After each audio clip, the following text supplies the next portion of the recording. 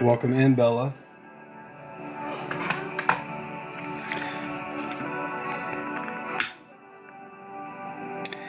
Hey, Dory. Long time no see. How are you doing, my friend?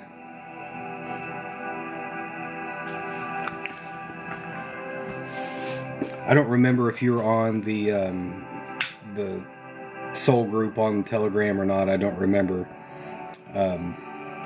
If you are, then you probably seen my post about what's been going on and why I've been absent for a while.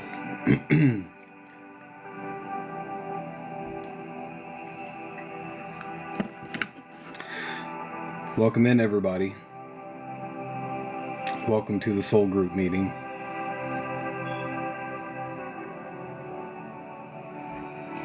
How's everyone doing today?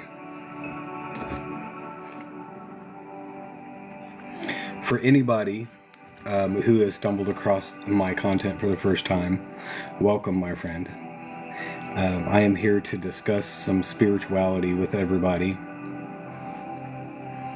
I'll give it just a moment for everybody to get in here before I really get started.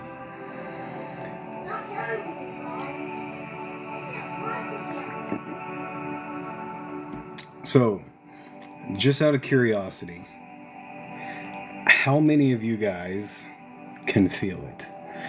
How many of you have picked up on this massive energetic shift that has happened? I'd just like to see if anybody knows what I'm talking about before I really go into it. It's something that's been in the works for quite some time. A lot of people, even those who aren't deep into spirituality, have felt something coming and have felt a shift without even really knowing exactly what that is. And this is a very exciting shift, a very exciting time for sure. Hey Beth, how are you, my friend? Well, I've got a message about this energy shift that you probably aren't going to hear a lot of people talking about, because me, being who I am, I always take a different stance than most people, because I am quite a bit different than most people. Hello, Tanya Lynn. Good morning, my friend. It's good to see you. So, this is what I feel and what I've perceived. I'm glad that you did, Beth. Just so you know, I don't know how long you'll be able to stay on here. I'm doing a brief live now, and then I'm going to go back out into the woods and cut some more firewood. And then tonight I will be here for the regular Soul Group Live at 7 p.m. Central Time. So for anybody who's not able to stay, I know it's a weird time for me to be going live. I will be live tonight at 7 p.m. And I hope to see you guys back then for sure, because it's been way too long. So let's talk about this giant shift. Before I get started, for those of you who don't know me and you're not familiar with my face or my content, this is in no way political, okay? Anyone who does know me and is familiar with my content knows that I'm not political whatsoever. It's not that I don't believe that our political system is important or anything like that. It's that I believe politics to be one of the many tools of division, and I don't participate in any type of divisive tactics at all. Unity and oneness is what is important to me, not further driving a wedge between members of society to keep us distracted and complacent, right? I believe in unity, so I don't take any side whenever it comes to politics, because ultimately, to me, I think they both sides serve the same ends. So what I'm about to say is in no way political. The only reason I'm even saying that and mentioning politics at all is because we've just had a massive election in the United States, as all of you guys are aware of. But I want to talk about this energy shift that's starting to trickle through, that a lot of people have picked up on. The false matrix that we all find ourselves in has begun to crack in numerous sectors, and it is allowing in a new energy, an energy that the world has not truly seen in thousands of years. So this is a huge deal. That is the energy of truth. And I cannot overstate the importance of that. This is a huge, huge shift. This is something I've been talking about for the last couple of years, with Pluto moving into the sign of Aquarius.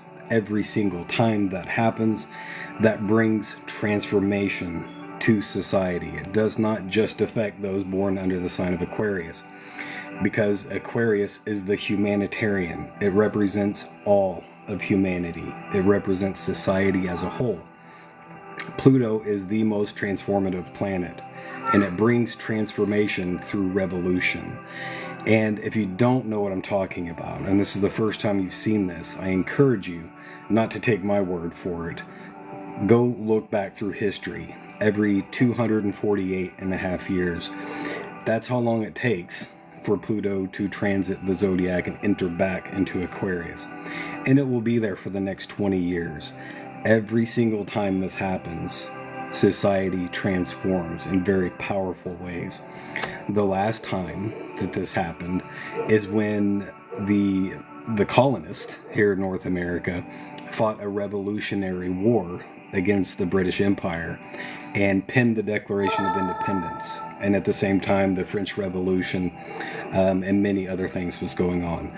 But powerful transformation to society through revolution. This time it's different. That same transformative energy is here, but as we move into the age of Aquarius. So the truth is being revealed to the world. That's already begun for the last few years, because Pluto is inched closer and closer to Aquarius. That's why you've had the government disclosures, congressional hearings testifying about UAPs and extraterrestrials and interdimensional beings and all of that. It's also why numerous pedophiles have been called out publicly, as well as numerous ways that governments' real selves have been revealed to the population. People are turning away from mainstream media in droves. People are starting to wake up. But now that false matrix has cracked enough for the truth, that light of truth, to trickle in just a little bit. And again, this is something that's been ongoing for a few years, but not anything like it is really now. And I know that sounds like an amazing, great thing, right? But consider this. The truth is a double-edged sword. And this is not just truth coming wholesale to society. This is truth coming to every single one of us at the individual level. And almost every single one of us has some untruth in our life.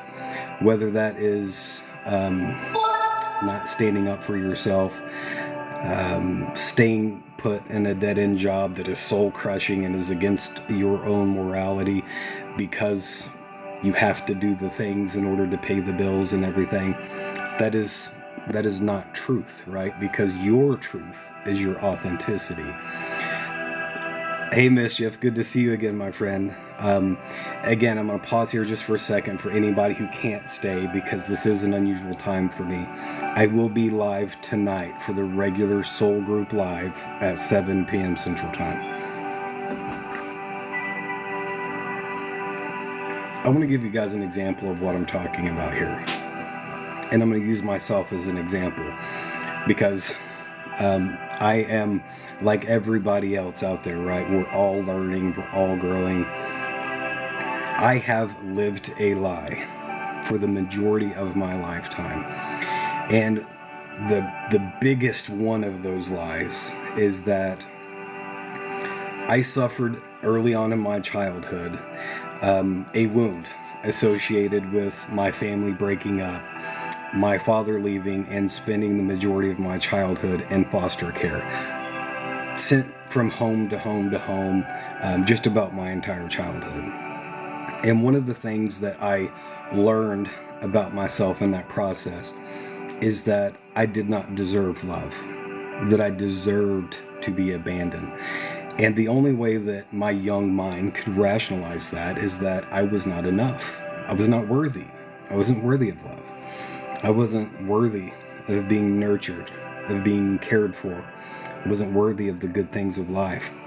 And I've been working on healing that for a couple of years now. This wasn't a profound realization that happened like that, and then I was like, oh, I'm healed now. Very rarely does it occur that way. This is something that I've really been working through for the last couple of years, and I finally just decided about a month ago, a couple of weeks ago, I'm not doing this anymore. I seen all of the ways that I've been self-sabotaging my entire life. Anytime that something good would enter into my life, subconsciously that programming would kick in and say, you don't deserve this, you're not worthy of this. So I would sabotage it because it becomes a self-fulfilling prophecy. And so I finally decided enough was enough. I wasn't going to do that anymore. And I decided to have a conversation with my father, because for me that was the core of that wounding. And that's not an easy thing to do for anyone who's ever had to do that before. To be 100% transparent, 100% honest. It was probably about the hardest thing I've ever had to do in my life, but I did it, right? And that's moving closer to truth. So the whole reason I'm using this as an example, thank you for sharing that, Moses, and thank you for being here, my friend. The reason I use that story as an example is because that's what is going to happen for each and every one of us. Not everyone is ready. Not everyone is ready for that path of ascension, because it's not the easy road, right? It requires you to look into the mirror, into the deepest recesses of self, to challenge ourselves, to own up to our own failings and mistakes and our own falsehoods. So this energy of truth is a fantastic thing, and it will change the face of our society forever as we move into the age of Aquarius. But when that energy of truth settles across each and every one of us, we are all going to be faced with a decision. Are we going to allow that fire of truth to burn through us and burn out all of the untruths of our life? Or are we going to stay attached to this false matrix, to the delusions, to the illusions, to all of the lies that we've accepted about the world around us, the lies about ourselves, the I'm not good enough, the I don't deserve this, the who am I to be sitting up here telling people about spirituality, right? That's the easy route, because it does not require change. It doesn't require us to own up to our own BS and to face it head on. Because teen, it is who I am. But thank you, my friend. I kind of like the beard myself. I know it's not for everybody, but it is who I am. So, what I'm trying to say is, this energy, this age of truth that is upon us, is a truly beautiful thing. But it is a double-edged sword, a sword that cuts both ways. And yes, we will get disclosure. Yes, we will see the veil fall from our eyes, and we will see all of the many manipulation and divisive tactics of these systems of control in our society that have been in place for thousands of years. We will see the truth of those things. but the light of that truth will also shine into the darkest areas of our own self and our own being. And we will be faced with the painful reality of all of the many lies that we lead in our own life. And that can be a scary and disruptive thing, right? Another example I can give you guys, absolutely, Sal Pal. Another example I can give you of my own life is I have spent the last almost a year now working for myself. Before I did that, I worked at a defense contractor where I was paid as a material planner. What the scope of my job wasn't really important, but this defense contractor that I worked for, they made machines of war. That's all they did. They made machines of war. And not all of them went to support our troops or our military. They were essentially sold to the highest bidder, to numerous governments around the world. And at first, I told myself there was nothing wrong with that because it's not like I'm going out and killing people with these. But eventually I came to the realization that the better I was at my job, the more machines of war existed in the world that ultimately would be used to wage war, to take other people's lives. And that is against my personal morality and my values. I'm not judging anybody who's okay with that, and I'm not saying that it's wrong. I'm saying it's wrong for me, right? But I ignored that truth for 5 years. I continued to work there at this defense contractor because I have a family to take care of. And this was a good paying job. And where I live, there's not very many good paying jobs at all. So I decided to ignore that voice that kept telling me, hey, this is wrong. This is wrong. And I began feeling very depressed. I started losing some respect for myself in that process because I was essentially selling myself by doing that. I was doing something for money that was against my own personal morality. I was living a lie because for me personally, my truth was that's wrong. I should not be creating implements of war or machines of war that would ultimately be used to take another person's life. Eventually, that voice got louder and louder to the point I could no longer ignore it. And as I was promoted to a senior material planner position and put in charge of the largest program that they had ever seen, it was a $1 billion program I was placed over. As I got that promotion, I had to pull the manager aside and said, I'm sorry, I can't do this anymore. And then I explained to them why I couldn't do it anymore. And that initiated a very rough road for me. It was hard. It definitely was hard. But the reason I'm telling you guys this is because I believe this is an important aspect of what we're all getting ready to be faced with. That was very disruptive to my way of life, to my wife, to my children, and to those around me, because I decided to step into my truth. Now, imagine, as an example, what if that were to happen to you, or what if you were to find that you were in a relationship that was not your truth, that it was unhealthy for you, that maybe it was holding you back? Stepping into your truth would become very disruptive for at least 2 people, perhaps much more than that. Those are the types of things that stepping into your truth looks like. And whenever people begin doing that en masse, that can be very disruptive to a lot of things. And this age of truth, this energy that is breaking through the cracks of the false matrix right now, this is why everything has seemed to become much more chaotic in recent times. Because The powers that be, that are in control of the false matrix, that have been for thousands of years, know what's happening and do not want to relinquish control. They do not want to relinquish power. So more and more, they are implementing tools to divide us, to keep us in a lower vibration of fear, to make us think that we don't have any power, right? And they're fighting back. Those systems are in their death throes right now.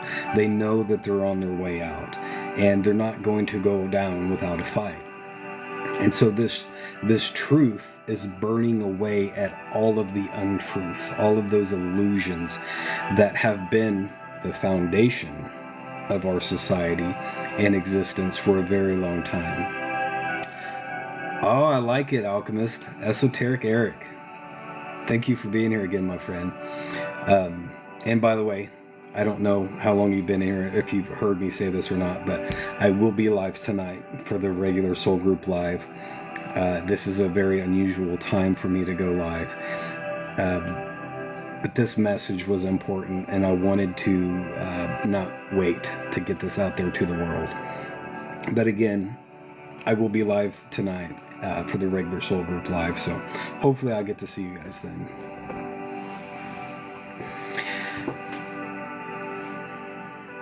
Thank you for that, Johnny Cooper. I appreciate you being here, my friend. And thank you for that follow. I appreciate you. So, the whole reason for me having this conversation with you guys is basically to say we all need to buckle up, because we are in for a wild ride right now. Because again, we've all been faced with decisions whether to step into our truth or continue living a lie throughout our life. But this energy of the age of truth has been essentially withheld from our world for thousands of years, and now it's going to change everything, because we have officially moved into the age of Aquarius. This is something that's been in play for a long time. It's no small transit. It is the great age. But the energy of the age of Aquarius, if you were to boil it down to its essence, is truth. Aquarius is the bearer of truth. The glyph of Aquarius is usually a woman holding a pitcher, and she is dumping what looks like water out onto the land. That water is the waters of truth. And this energy of truth is not something that anybody can hide from. And again, we've already begun seeing this in society. That's why everything seems to be worse right now. It appears to be worse. I, for one, don't believe that everything has gotten worse. I know that it seems that way, but it appears to have gotten worse because of this energy of truth. The veil of illusion is beginning to slip from our eyes, and we're beginning to see all of the things that have been hidden for a very long time. The structures of religion, the structures of our political system, of the banking cartels, of the military-industrial complex, all of the many injustices of the false matrix, right? This is why we've had, again, all of the government disclosure about extraterrestrials, UAPs, interdimensional beings. That's the beginning of this energy of truth. The same thing with these massive pedophile rings being exposed before the entire world.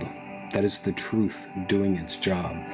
So as all of these things come to the light, it's going to be overwhelming. It's going to feel like everything is gone to hell in a handbasket. But it's not because it's gotten worse. It's because it's getting better. It's because the light is being shed into the darkness.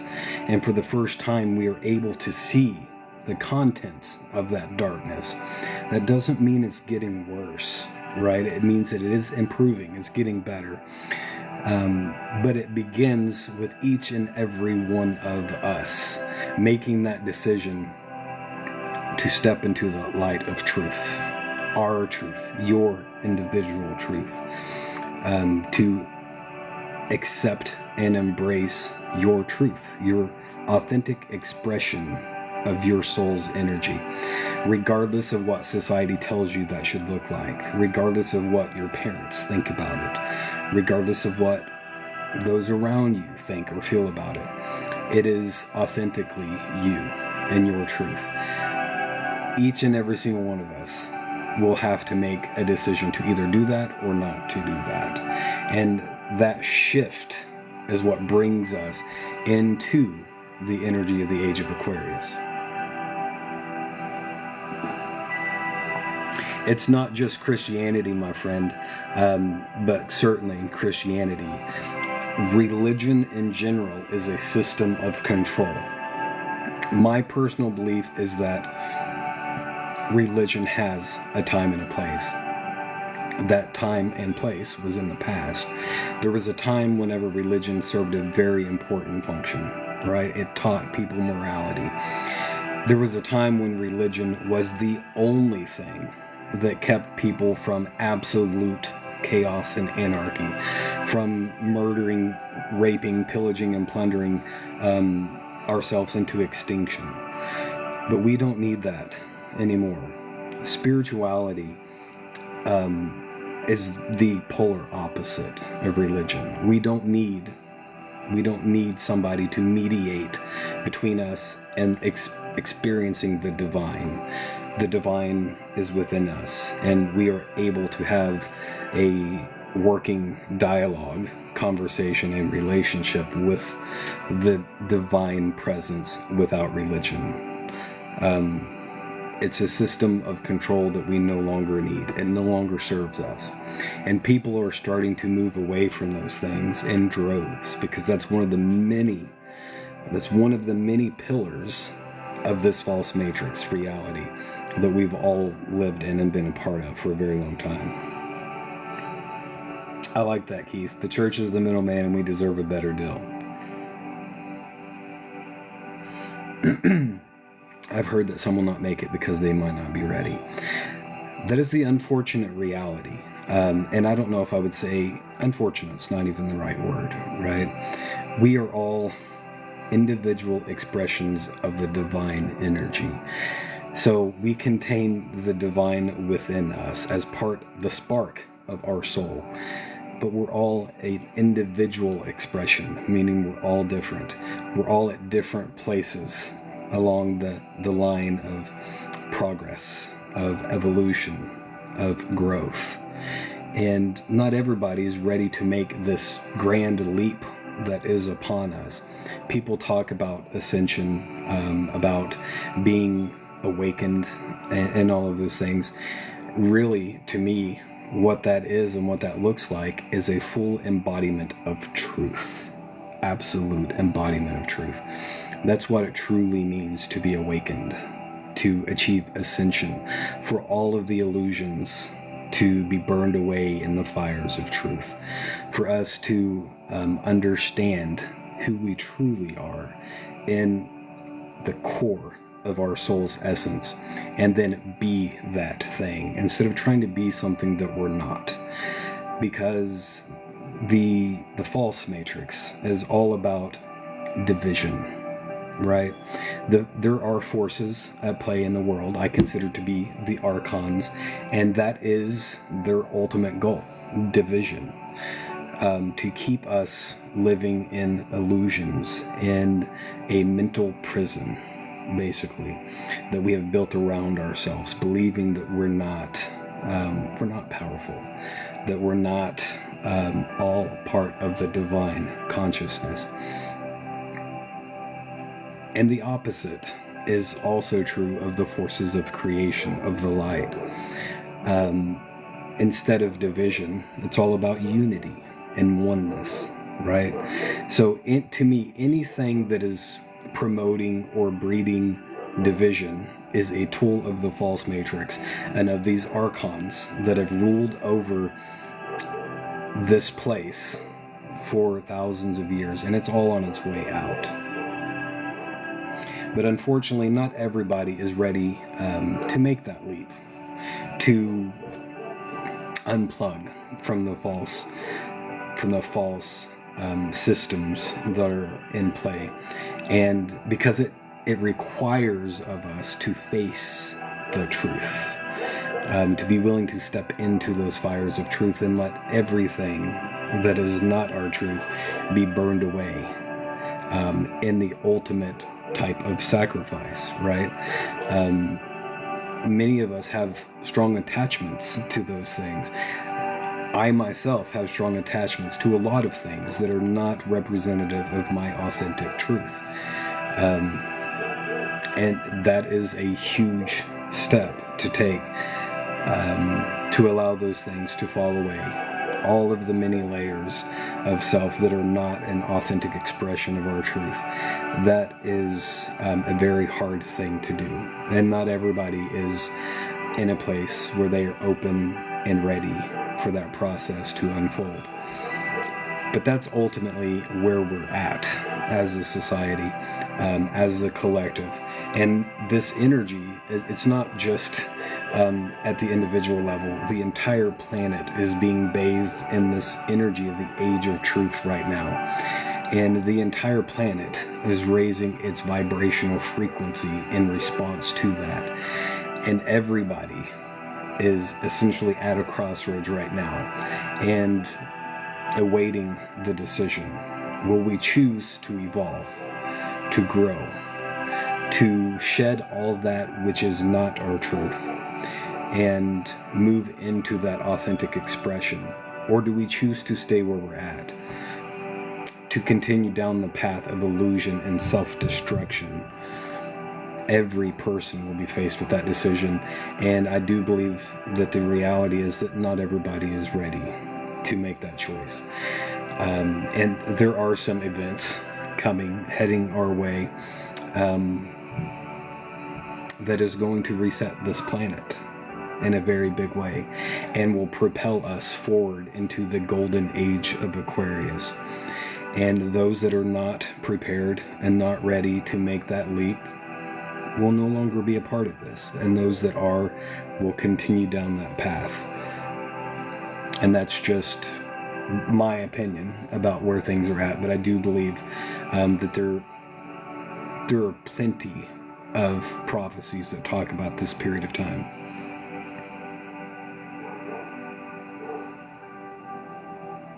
I'm going to try to catch up with my comments. Bear with me, guys.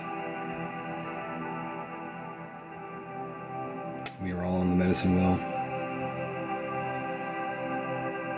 Chasing ascension is a kind of trap. I agree with you 100%, my friend. And this is something I don't know that I've ever talked about on here, but it's something that I've wanted to talk about for a while. One of the things that isn't often discussed in spirituality, because it is a truth that people don't like to face, is that spirituality can become, especially false spirituality, can become one of the biggest inflationary sources for our ego if we're not careful. The whole I'm woke, I am awakened, I am a chosen one, I am all of these things.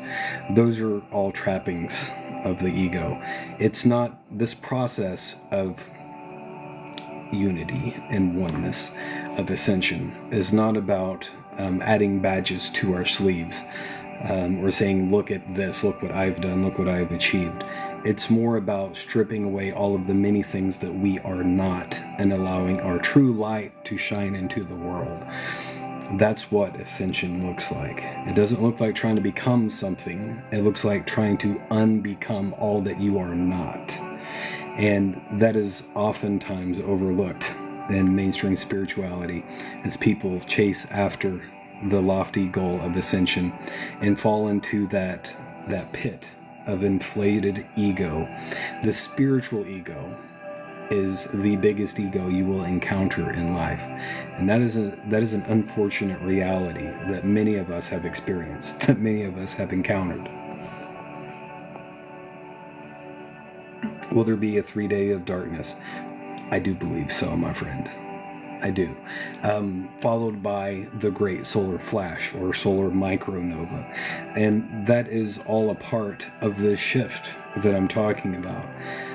This is part of a natural cycle of this planet that happens roughly every 12,000 years. A giant reset switch to restore energetic imbalance. And that's half the equation. The other half of the equation is that this massive burst of energy from the Great Solar Flash raises the vibration of our planet and initiates the polar reversal. And I know for those of you who've never heard any of this before, you probably are like, scroll. This guy's lost his mind. We can talk about that if you want to. But that is what I have found. This is part of a vision that was shown to me about 20 years ago. And science supports this, by the way, although it's not mainstream. And you could probably figure out why it's not mainstream. But that energy coming from the sun upgrades our DNA. And this is not a new thing. You can look back through scientific literature and it will tell you the same thing, that roughly every 12,000 years the cycle happens. There's evidence of past solar micronovas, that those periods of polar reversals are punctuated by massive periods of pronounced evolution, where the evolution of species seems to be hypercharged during that period of time, as well as mass die-offs of species as well.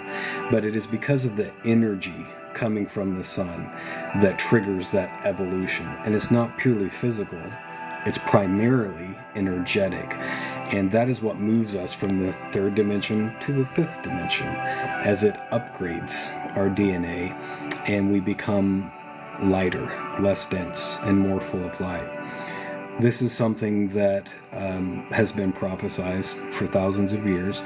It was talked about in the Judeo-Christian text, as well as by numerous different prophets, people like Edgar Cayce, Mother Shipton, Dolores Cannon, as an example, and by almost every indigenous culture around the planet, even without having contact, thousands of miles apart.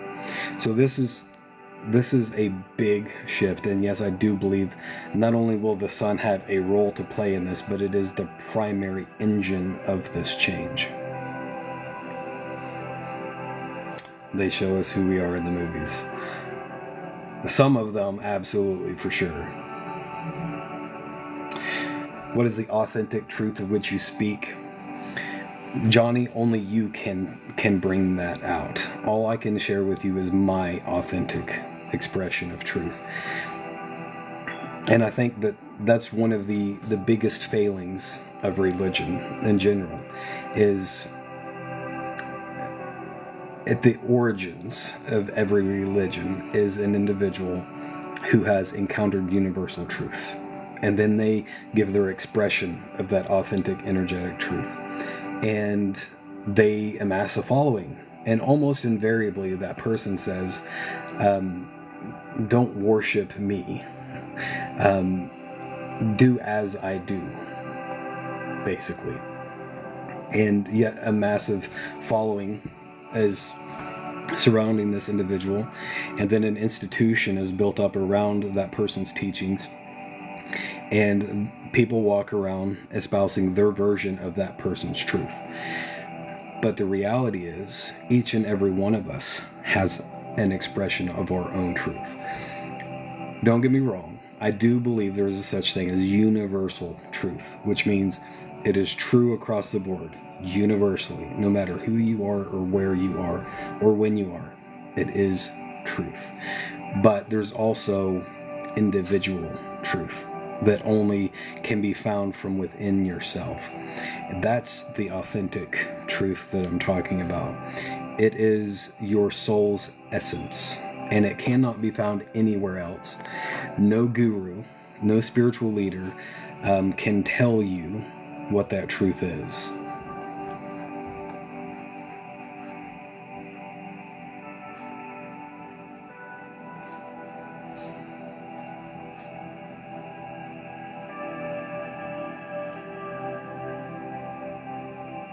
With great knowledge comes great responsibility and accountability. I love that. I can feel the suffering coming and it's unbearable. Thank you for that, Eric. I appreciate you. Ben Davidson, 100%. I think, no, I do not agree with Ben on everything that he talks about. And in fact, there are several key things that I do disagree with him on.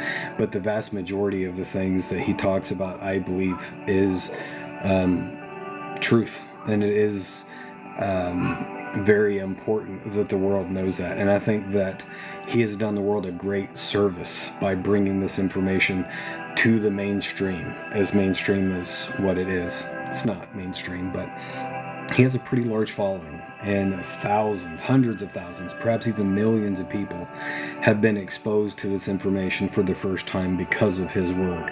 And so I think that as a collective, we all do owe him a great round of applause, at the very least. Did this happen when the dinosaurs were alive? I honestly believe it's a natural cycle on this planet that's happened at least as far back as we're capable of looking. The mechanism of it is actually quite simple. There's many nuances of it, and there's 1,000 different ways you can look at it, but the actual mechanism that triggers the cycle is a relatively simple thing. It's basically electromagnetic energy. One of the things that scientists have discovered in the last few decades is that every system, whether it is our solar system, one across the other side of the universe, or an entire galaxy, they all emit a current sheet. Scientists refer to it as a heliographic current sheet in our own solar system. And basically what that means is that the interaction electromagnetically between our star and all of the planets emanate a wave of electromagnetically charged energy. And it connects every single one of the planets with our star, with the sun. So whatever happens on our sun affects the planet. It affects Earth as much as it affects Jupiter or any of the other ones. When there is a massive discharge of energy, such as a coronal mass ejection or plasma filament destabilization, we are coupled with the sun. So that discharge of electromagnetic energy connects with our planet, and it is discharged into the planet. And our planet is just like any other electrical circuit. There is a limit to how much energy it can hold before it has to discharge that energy. That mechanism is the driver of our entire climate. It is the reason why we have earthquakes, the reason why we have volcanic eruptions, the reason why relatively calm seas can turn into a massive hurricane, or a weakened storm can turn into a massive hurricane. And almost every time that we have one of those periods of increased energy through that electromagnetic coupling is whenever you see a hurricane or an earthquake or a volcanic eruption. It's the same reason when a volcano erupts, you will see pictures of volcanoes erupting with lightning shooting towards the sky. That's not static discharge from the ash particles rubbing against each other. It's because the energy grid is discharging itself. Just like when you walk across the carpet in socks and you rub your feet and you touch a doorknob, your body is discharging energy. And our planet does the same thing. And it's all because of this electromagnetic coupling through the heliographic current sheet. Our galaxy has one as well. And every 12,000 years, our solar system encounters the next successive wave of that current sheet, electromagnetic current sheet. It ripples outwards in waves, like the waves of an ocean.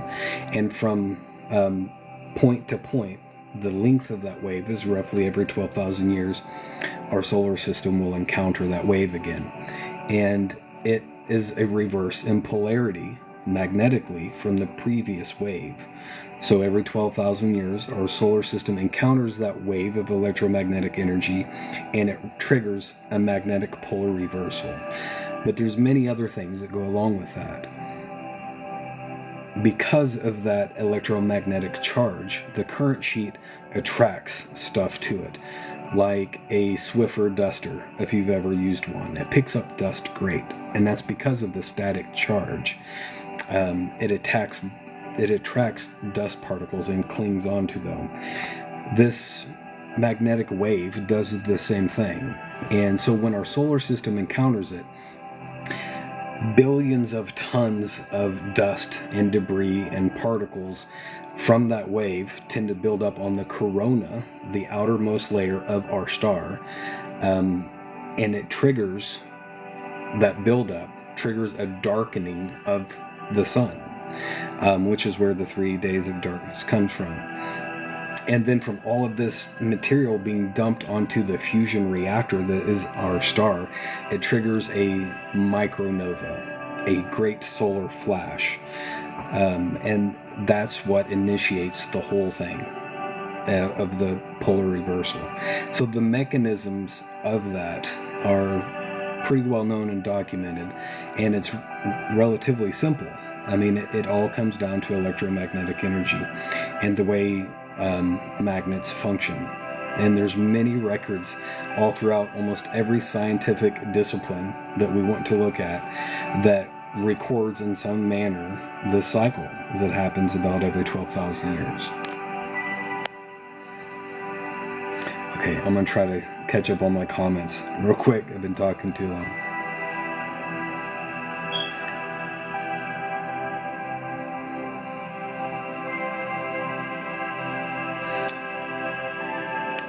Yes, esoteric Eric, that's exactly what I believe. And I don't think that it's the same every cycle. I think the cycle essentially happens roughly every 12,000 years. One of the things that I have a different perspective on than the majority of people who study this is that they look at this purely as a physical event and that it's simple mechanics. And I think everything is energetic consciousness, and that the physical world issues forth from consciousness, from energy. And so this is primarily an energetic cycle and an energetic event, not physical. And so the physical effects are definitely there and they're apparent. But as an example, I believe what necessitates this cycle is a reset switch, basically. Whenever the world gets too far out of balance energetically, balance needs to be restored. It needs to be maintained. And so, hence the reset switch. It restores that balance. It corrects an imbalance in the world. You will notice if you study this and you go back through the scientific literature that there are certain cycles that seem to be way more severe than others. That's because the level of how far they were out of balance in that cycle. That necessitates the correction. It's like the pendulum. How far that pendulum swings to the left is how far it's going to have to swing back to the right. So it is all about balance to me. And yes, I think that the flood is a huge part of this. But sometimes it's way worse than other cycles. Sometimes it's relatively mild. Sometimes it's predominantly fire. Sometimes it's predominantly water. Sometimes it's entirely something different. As an example, the destruction of Atlantis, I firmly believe, happened as a result of this cycle, just like Plato wrote about. And it was because of how far the world had grown out of balance through misuse of technologies, through all of the many injustices of the world, and how far we have pushed the world out of balance. That's why civilizations appear to rise and fall. Of course, that goes against the official narrative of history, which teaches us that society that civilization has only existed for a few thousand years, basically. And that 12,000 years ago, we were all hunter-gatherers, cavemen, basically banging rocks together until we discovered fire and eventually the wheel and then written language. But if anybody actually is a student of history and looks at those things with their critical eye, it becomes obvious that there's so many holes in that theory and in that story that it's absurd. We found examples of high civilization that predate 12,000 years ago, but it appears that way because 12,000 years ago, this cycle was happening and the planet was being reset. And so there was a pinnacle of civilization 12,000 years ago that had achieved high technologies, but the world was very far out of balance. So this reset happened, civilization was wiped out, and the planet was reset. And then it looks like we were hunter-gatherers and came down out of the caves and developed civilization and all of that, just as it does all of the rest of the times. But I don't think that that is the true picture of our history.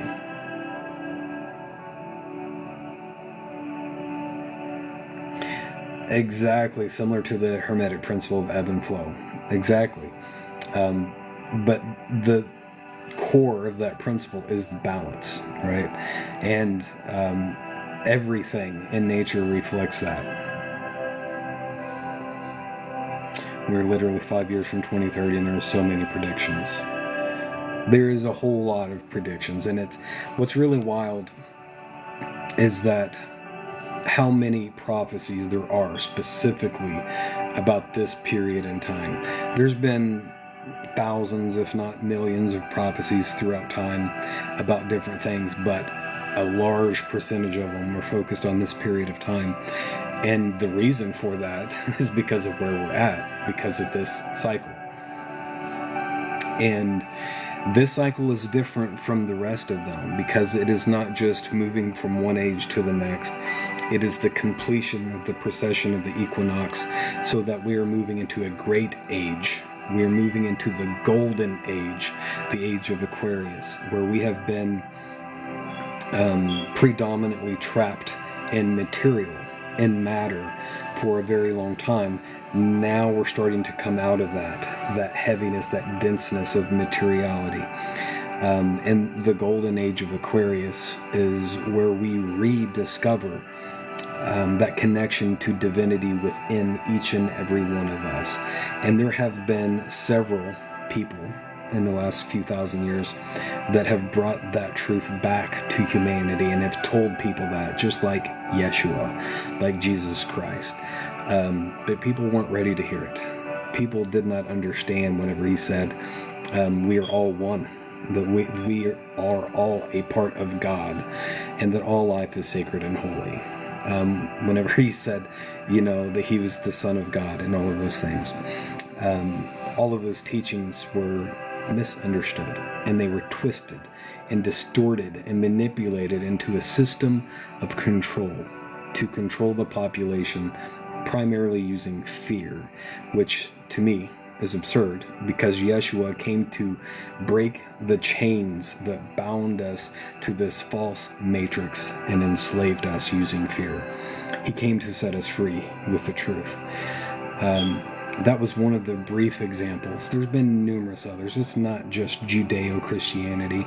Almost every religion around that we've ever known about was the result of someone encountering universal truth and then trying to express that to the world. But we have a tendency to not accept responsibility for our own actions and change, or to see our own power as individuals. And so we want to give that power away to other people and push our responsibility off onto other people so that we don't have to change.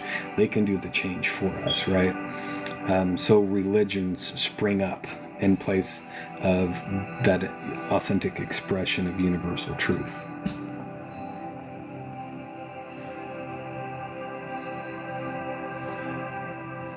Esoteric Eric, I am excited for you, my friend. I absolutely love that book. There is a River should be required reading for every human being, in my opinion. Absolutely fantastic. Thank you, Barbara. I appreciate that.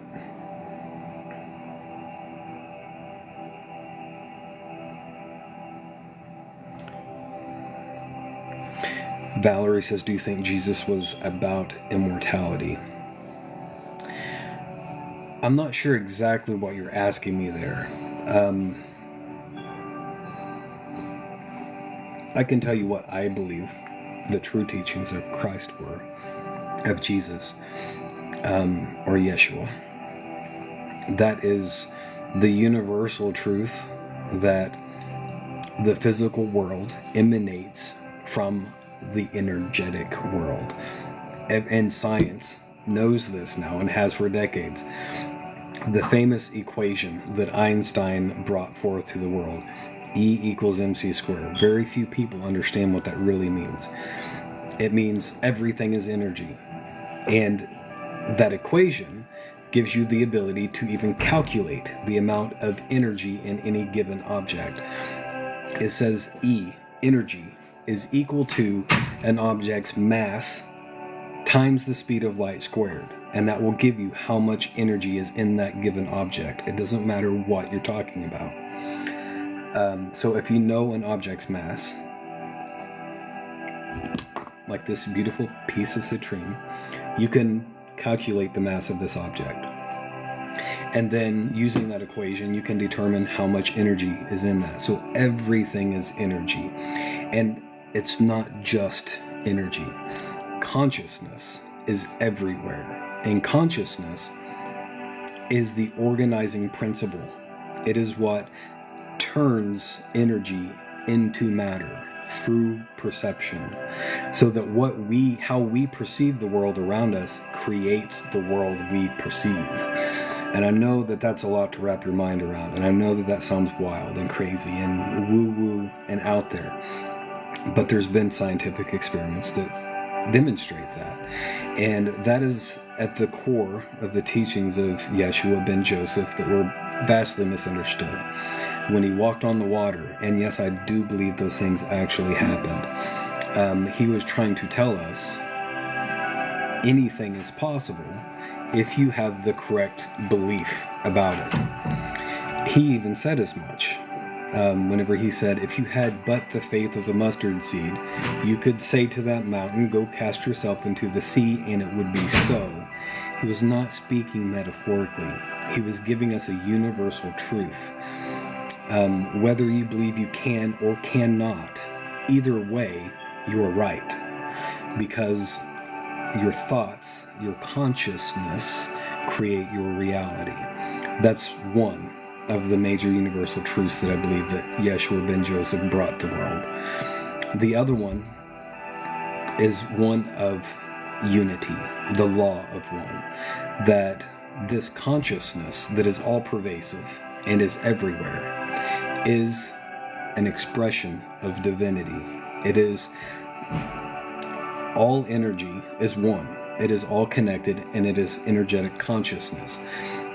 The totality of all of that together is God. We are all an expression of that same energy and that same consciousness. So all life is sacred and holy, and our soul, the spark that animates all life, is an expression of that energy. And it cannot be created or destroyed. It simply changes forms because it's energy. And so in that regards, yes, I do believe that Yeshua was teaching immortality. I also believe that he did not believe in a one-life theism. In fact, I believe that he taught reincarnation. And anyone who's never heard that before, I'm sure that that comes as quite a shock. Because that is the exact polar opposite that Christianity has been espousing to the world for 2,000 years.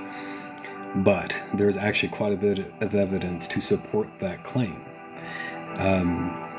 That was the number one topic that I've researched for the last 20 years. And there's quite a bit that points to that direction. His disciples and Yeshua even had conversations about that. That's still in the scripture, even with all of the mistranslations, the deletions, the omissions, and the alterings of those teachings, there are still places where reincarnation is directly mentioned by Yeshua. And so, yes, I do believe in that sense that he was teaching immortality. The body dies. It is of this world. But this is not who we are. I am not my body. The body is the temple that houses the spirit. It is like our vehicle. And you can liken it to a vehicle. You know, if you want to go somewhere and go experience the world, you climb into your vehicle and then you drive to where you're going. And when you get there, you get out of the vehicle. To me, that's a lot of the way our bodies are. It's a little bit more revered than that, and it should be, because it truly is the temple that houses the spirit, which once again is God. It is an expression of divinity. I hope I answered your question there. I know it's probably a little bit more than you were asking for.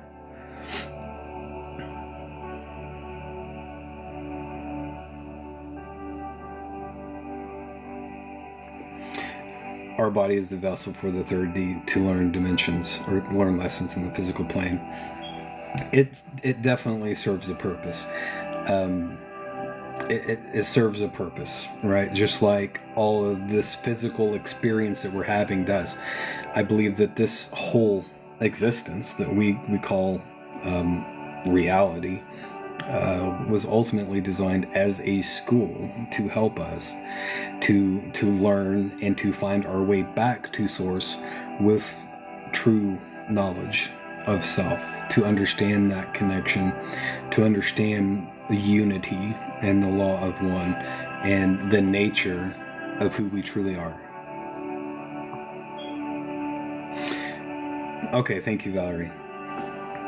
Well, what I said probably answered your question, but to give you a more succinct answer, not in the sense that Christianity teaches, because Christianity is a system of one life theism.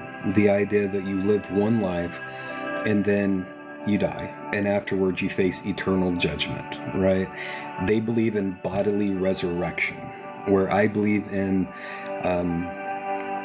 the continuity of consciousness, or transmigration of the souls, which is a fancy way of saying reincarnation. And I don't believe that Yeshua taught that the body will be resurrected and will achieve immortality, and that that's different than our normal condition. I believe that the soul is immortal because it is energy, and energy cannot be created or destroyed. It simply changes form. It's always moving into and through and out of form.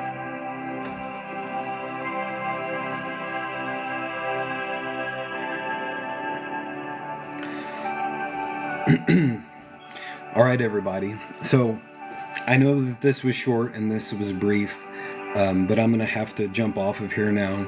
I got to go cut a bunch of firewood.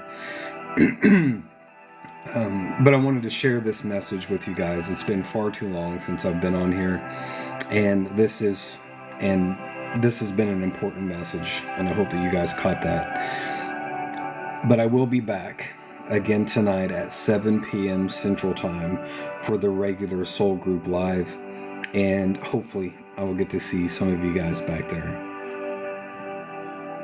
You guys are very welcome. Thank you so much for being here. I appreciate each and every one of you. Thank you for that, Mischief. Thank you for being here. Thank you, Esoteric Eric. Still digging the new name, my friend. Thank you all for being here, for sharing this time and space with me. I appreciate each and every one of you. And I hope to see you guys again tonight. If not, I will see you next time. Have a good day. I'll see you guys later.